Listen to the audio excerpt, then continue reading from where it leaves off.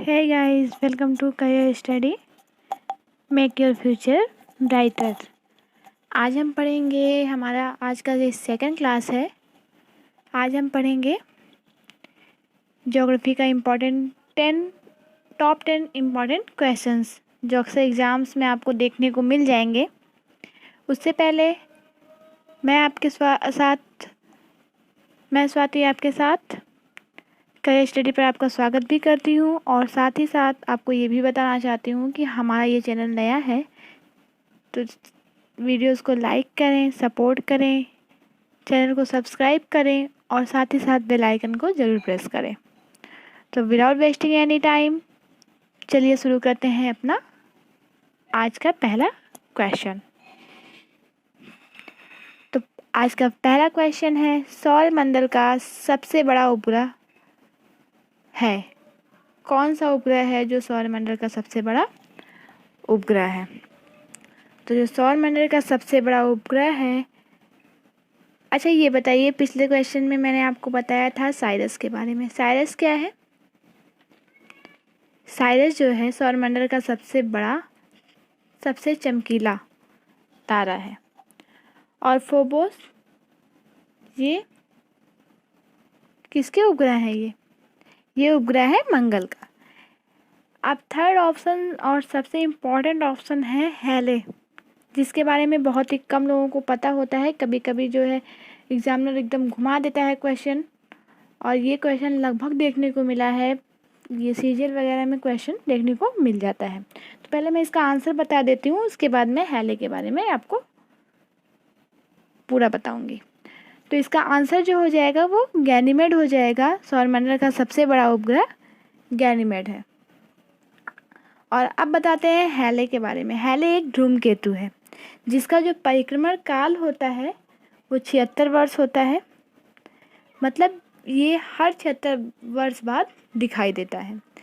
आखिरी बार इसे 1986 में देखा गया था और भविष्य में इसे अगली बार 1986 में जब आप जो है 76 ऐड करेंगे तो ये हो जाएगा 2062 मतलब 2062 में इसे दोबारा देखा जाएगा। चलिए चलते हैं नेक्स्ट क्वेश्चन की तरफ। चंद्रमा पर पानी की खोज किसने की थी? पहले तो चंद्रमा पर ये बताया ना हवा है ना पानी है, बट जब से चंद्रयान-1 इसकी लॉन्चिंग हुई उसके बाद चंद्रयान-1 से मिली तस्वीरों से हमें ये पता चला कि चंद्रमा पर पानी है। चलिए इसका आंसर तो चंद्रयान फर्स्ट हो जाएगा। सेकंड चंद्रयान-2 के बारे में हम जान लेते हैं थोड़ा सा। चंद्रयान-2 जो है इसे लॉन्च किया गया था 22 जुलाई को इसे लॉन्च किया गया था। कहाँ से लॉन्च किया गया था? आंध्र प्रदेश के श्रीहरिकोटा से 2:45 पर। ठीक है, इसे लॉन्च किसने किया था? इसरो ने लॉन्च किया था। ठीक है, अब चलते हैं हमारे नेक्स्ट क्वेश्चन की तरफ। हमारा नेक्स्ट क्वेश्चन है, भूगोल के जनक हैं, मतलब भूगोल के जनक कौन है? ऑप्शन फर्स्ट है हिकेटियस, ऑप्शन सेकंड है मार्टिन बेहम, ऑप्शन थर्ड है एनेक्सीमेंडर, ऑप्शन फोर्थ है इसमें से कोई नहीं। तो इसमें से जो आपका थर्ड ऑप्शन है एनेक्सीमेयर, ये विश्व मानचित्र के निर्माण करता है। विश्व मानचित्र के ये निर्माण करता है एनेक्सीमेंडर। और मार्टिन बेहम जो है वो विश्व ग्लोब के निर्माण करता है। तो इसका आंसर क्या हो जाएगा? हिकेटियस। भूगोल के जो जनक हैं वो कौन है? हिकेटियस है। चलते हैं नेक्स्ट क्वेश्चन की तरफ। हमारा आज का नेक्स्ट क्वेश्चन है, ब्रह्मांड की उत्पत्ति के संबंध में सर्वमान्य सिद्धांत कौन सा है? 4 सिद्धांत नॉर्मली देखने को मिलते हैं एक ब्रह्मांड की जो है उत्पत्ति के संबंध में। पहला महाविस्फोटक सिद्धांत, बिग बैंग थ्योरी जिसे बोलते हैं। साम्यावस्था या इसे सतत सृष्टि का सिद्धांत भी बोलते हैं। स्थिर अवस्था का सिद्धांत भी इसी को बोलते हैं। थर्ड है दोलन सिद्धांत और फोर्थ है स्फीति सिद्धांत। तो इसका आंसर जो हो जाएगा वो हो जाएगा महाविस्फोटक सिद्धांत। अब बात कर लेते हैं महाविस्फोटक सिद्धांत के बारे में कुछ बातें। महाविस्फोटक सिद्धांत बिग बैंग थ्योरी थी क्या? सबसे सर्वमान्य थ्योरी यही है, ठीक है। सर्वमान्य थ्योरी ब्रह्मांड की उत्पत्ति की यही है। माना जाता है कि वो सभी मटेरियल जिससे ब्रह्मांड बना है वो सबसे पहले एक छोटे से गोले के रूप में था, एक ही स्थान पर स्थित था, जिसका जो है आयतन, जगह, आयतन बहुत ही सूक्ष्म, लेकिन उसका तापमान और घनत्व तो बहुत ज़्यादा था। मतलब जिस जिस हिसाब से उसमें चीज़ें थी, जिसका हिसाब से उसमें घनत्व था, उसका आयतन बहुत कम था, जगह बहुत कम थी। बहुत अधिक घनत्व के कारण, एकदम सकेंद्रण होने के कारण, बहुत एक पास पास होने के कारण उसमें अचानक से विस्फोट होता है, जिससे पदार्थों का बिखराव होता है। इसी को बिग बैंग घटना का नाम दिया गया, विस्फोट का नाम दिया गया। तो ये जो पदार्थ जिनका बिखराव हुआ, धीरे धीरे कुछ पदार्थ आपस में मिलते गए, जिससे ब्रह्मांड का निर्माण हुआ। और वैज्ञानिकों का मानना है कि ये बिग बैंग की जो घटना हुई थी वो आज से लगभग 13.7 अरब वर्ष पूर्व हुई थी, 13.7 अरब वर्ष पहले, ठीक है। और चलते हैं, ये जो सिद्धांत है हमारा, इसकी जो है व्याख्या किसने की थी? पहले तो ये सिद्धांत दिया किसने था? जॉर्ज लेमेंटेयर ने। और इसकी व्याख्या किसने की थी? व्याख्या दिया तो जॉर्ज लेमेंटेयर ने था, लेकिन व्याख्या रॉबर्ट वेगनर ने की थी, ठीक है। और चलते हैं नेक्स्ट क्वेश्चन की तरफ। सौर मंडल का विकास हुआ, ऑप्शन फर्स्ट है 4.5 अरब वर्ष पूर्व, ऑप्शन सेकंड है 10.5 अरब वर्ष पूर्व, ऑप्शन थर्ड है 3.5 अरब वर्ष पूर्व, और ऑप्शन फोर्थ है इसमें से कोई नहीं। सौर मंडल का जो विकास हुआ वो महाविस्फोट की जो घटना हुई थी, बिग बैंग की जो घटना हुई थी उसके 10.5 अरब वर्ष बाद हुआ।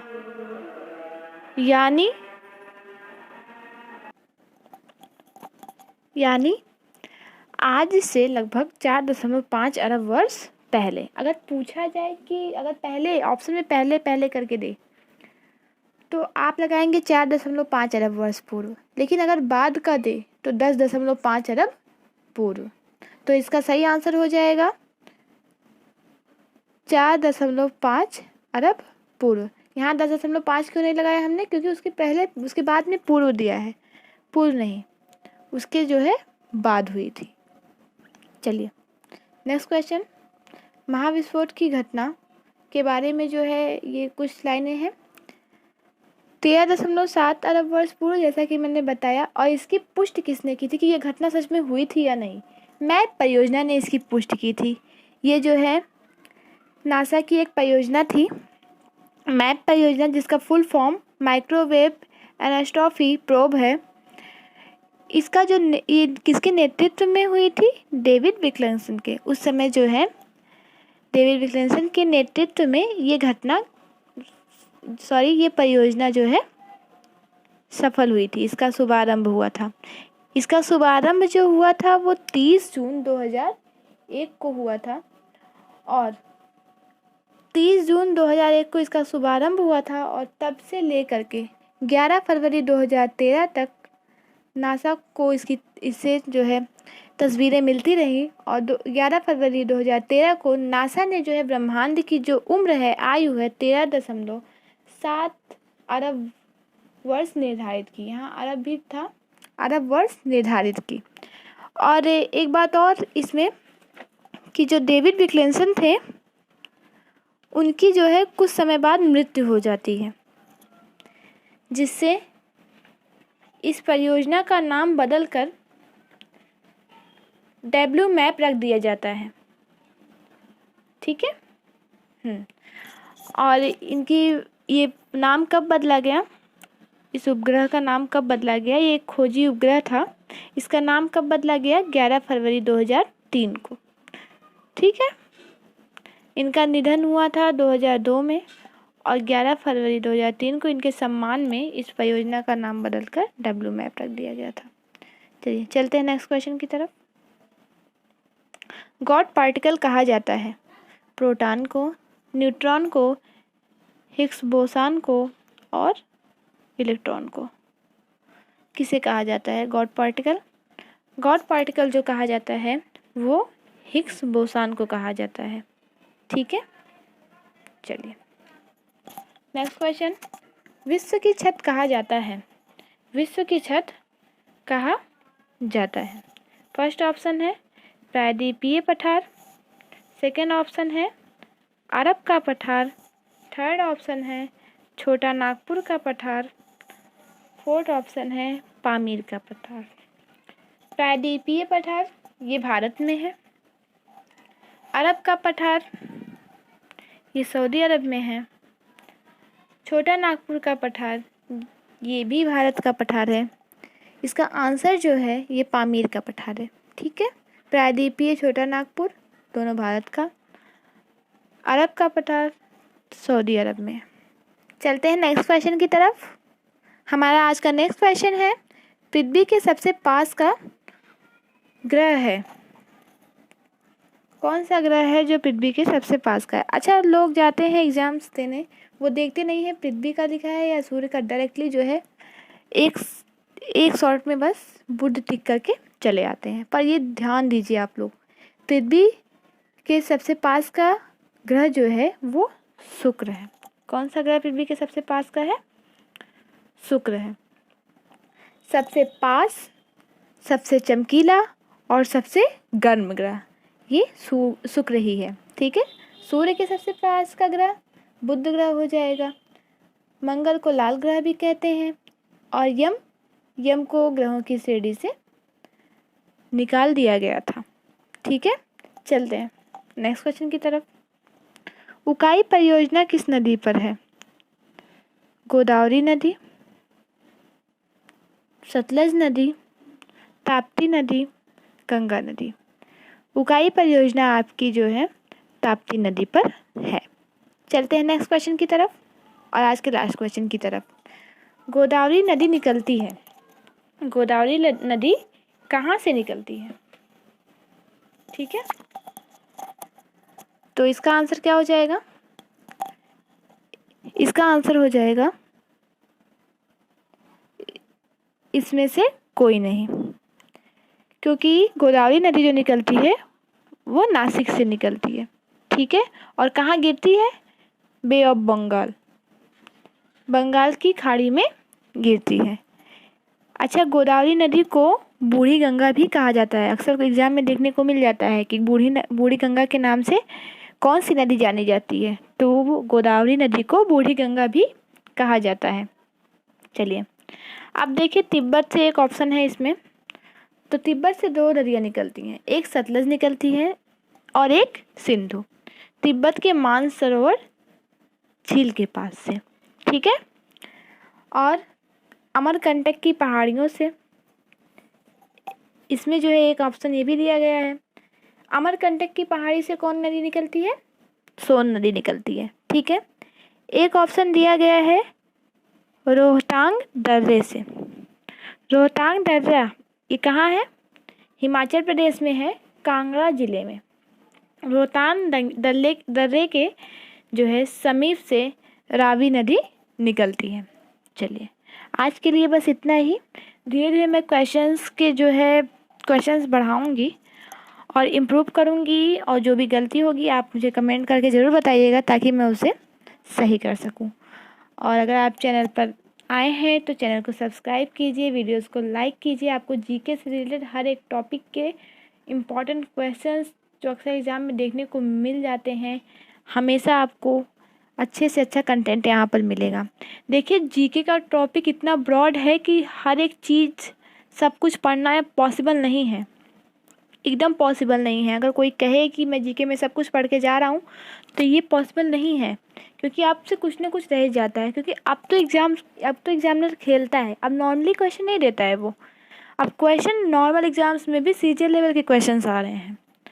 तो आपको सबसे ज़्यादा इम्पॉर्टेंट है कि आप प्रीवियस ईयर पर ध्यान दीजिए, और सेकेंड थिंग है कि आप स्मार्ट स्टडी कीजिए, ना कि आप स्टडी करते जाइए। इतनी सारी बुक्स हो गई हैं मार्केट में, वो किसी भी बुक से उठा के आंसर क्वेश्चन दे देगा। सारी बुक्स तो आपने नहीं पढ़ रखी है, तो इसीलिए यहाँ आपको बेस्ट कंटेंट आपको यहाँ मिलेगा। चलिए इसी के साथ bye bye and take care.